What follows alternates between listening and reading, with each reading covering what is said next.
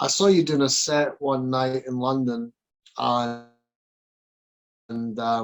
you were at your very own nightclub in the end, and I came in and you were DJing that night, and I thought your set was fantastic. I've got to be honest and say I thought it was fantastic set you did that night.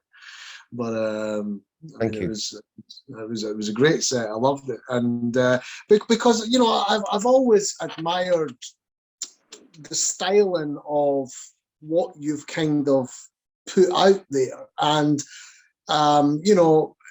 again, it's almost sometimes it's. I mean, if you look at the Shaman, as you say, it was quite commercial in Move Any Mountain, very commercial track. Love, Sex and Intelligence, quite a commercial track, and you can see but we also did lots of really good underground mixes. Like my own mix of underground, our own mixes of after I joined as a full band, they weren't called Mr. C remixes anymore, but I did the stick mix of Possible Worlds, which was one of the best acid house tracks to come out of Great Britain. We did amazing mixes of Love, Sex, Intelligence, Forever People, all our own mixes of Bosch Drum were sick. And then the next album as well, when we did Axis Mutatis and Arba Bona, Arba Mala, all of the remixes that I did on there, the Destination Islington, the Escacid mix of Destination Eschaton, all those mixes were sick, and underground, but they were then Shaman mixes because I'm a full member of the band. They were never Mr. C remixes.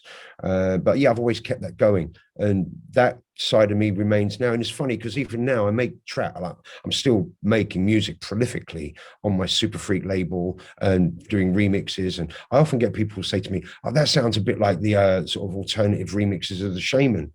I'm like, duh. That sounds like it's like, and it's not that sounds like the Shaman, that like those underground mixes of the Shaman were me mixing them down. So it was like, what you're hearing there is you're hearing Mr. C in the Shaman, not hearing Shaman in Mr. C in a way.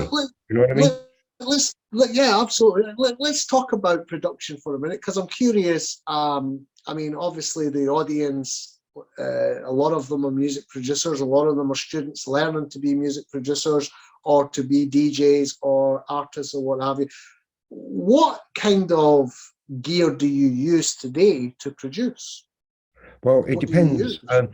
My last album was in 2017, and that was called the Incidents album. It was an acid album. It was absolutely mental album, really, really good.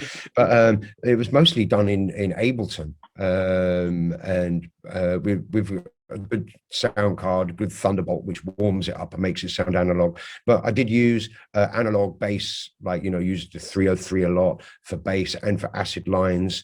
But I'm basically producing digitally now. Also, I've always used engineers up until now. Now I'm learning to program on my own without an engineer. I've always been kind of okay, but I'm now learning the pro tricks and stuff like that. But up until now, I've always worked with engineers for remixes, and I'm a writer, so I'm really picky. I know what I want, and because I've been making music for so long, even though I'm using engineers, I don't let them have a creative input in my music. I'm like, this is the sound I want. I want this kick drum. I need you to sidechain the bass to the kick so that the kick can come through a bit harder. I need you to get all the hats bust and sidechain together to establish a tightness and a groove. I need this compression there. I need this sound there. I need an analog bass here. And I'll say, I want a mini Moog for the bass. I want a pro one for this. I want to, and then I play everything. I don't sample. So, I like to write. I love writing. I'm great around the keyboard. So I'll write all the drums, I write all the bass lines, all the melodies, all the music, tell the engineer what synths I want, and then produce. And basically the engineer is my driver.